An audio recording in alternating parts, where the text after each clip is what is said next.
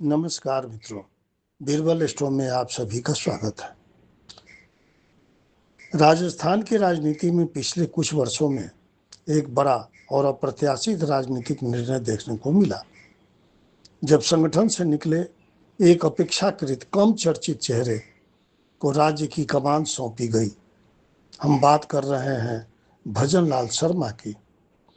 लेकिन बड़ा प्रश्न यह है, क्या भजन लाल शर्मा आने वाले समय में अपनी स्वतंत्र राजनीतिक पहचान स्थापित कर पाएंगे, या उनका सबसे कठिन समय अभी आना बाकी है? मित्रों, आज का यह विश्लेषण किसी समर्थन या विरोध का नहीं है, बल्कि राजनीतिक समय चक्र और ग्रह संकेतों को समझने का मेरा प्रयास है। यदि वर्तमान परिस्थितियों को देखें तो यह कहा जा सकता है कि उनका राजनीतिक उदय मुख्य रूप से संगठन की शक्ति और नेतृत्व के विश्वास के कारण हुआ। भारतीय जनता पार्टी कई बार ऐसे नेताओं को आगे बढ़ाती रही है जिनकी पहचान व्यक्तिगत जनाधार से अधिक संगठनात्मक कार्यशैली और अनुशासन से जुड़ी रही है।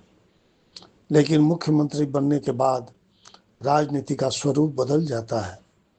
अब सबसे बड़ी कसौटी होती है प्रशासन, निर्णय क्षमता और जनता का विश्वास। मित्रों, राजस्थान जैसे बड़े राज्य में हर मुख्यमंत्री को कानून व्यवस्था, विकास, प्रशासनिक नियंत्रण और संगठन के बीच संतुलन बनाना पड़ता है। यही वह क्षेत्र है जहां आने वाले समय में भजन लाल शर्मा के नेतृत्व की वास्तविक परीक्षा होती दिखाई दे सकती है। यदि 2028 के विधानसभा चुनाव की ओर देखें तो यह केवल सरकार का नहीं, बल्कि नेतृत्व मॉडल का भी चुनाव होगा। वर्तमान राष्ट्रीय राजनीतिक वातावरण में वैचारिक मुद्दे, विशेषकर सनातन, सांस्कृतिक पहचान और संगठन की एकजुटता महत्वपूर्ण भूमिका निभाते दिखाई देते हैं। यदि यह राजनीतिक वातावरण बना रहता है तो इसका लाभ भाजपा को मिल सकता है। लेकिन राजनीति में एक महत्वपूर्ण तथ्य हमेशा रहता है, चुनाव केवल दल नहीं जीतते, बल्कि चुनाव के बाद नेतृत्व का मूल्यांकन भी होता है। यदि पार्टी को सफलता मिलती है तो आगे नेतृत्व को लेकर नए विचार और नए निर्णय भी सामने आ सकते हैं। राजनीति में यह प्रक्रिया स्वाभाविक मानी जाती है, विशेषकर उन दलों में जहां संगठन की भूमिका अत्यंत मजबूत होती है। मित्रों, ग्रह संकेतों की दृष्टि से देखें तो वर्तमान समय भजन लाल शर्मा के लिए स्वयं को स्थापित करने और प्रशासनिक छवि मजबूत करने का समय दिखाई देता है।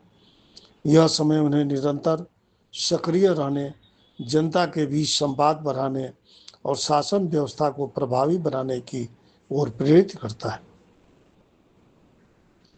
अंतिम निष्कर्ष यही है कि भजन लाल शर्मा का राजनीतिक भविष्य केवल उनके मुख्यमंत्री बनने से तय नहीं होगा, बल्कि उनके शासन, संगठन से तालमेल और जनता के बीच उनकी स्वीकार्यता से तय होगा।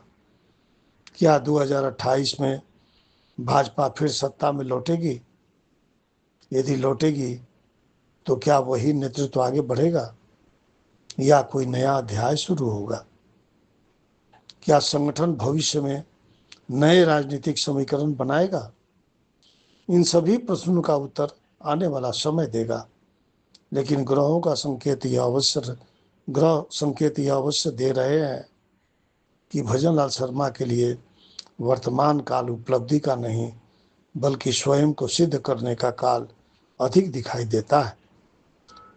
आने वाले वर्षों में उनके नेतृत्व की वास्तविक परीक्षा होगी, और वही उनकी आगे की राजनीतिक भूमिका तय कर सकती है। आप इनके बारे में क्या सोचते हैं, कमेंट में जरूर बताएं। जय हिंद, धन्यवाद, नमस्कार, जय शिव शक्ति।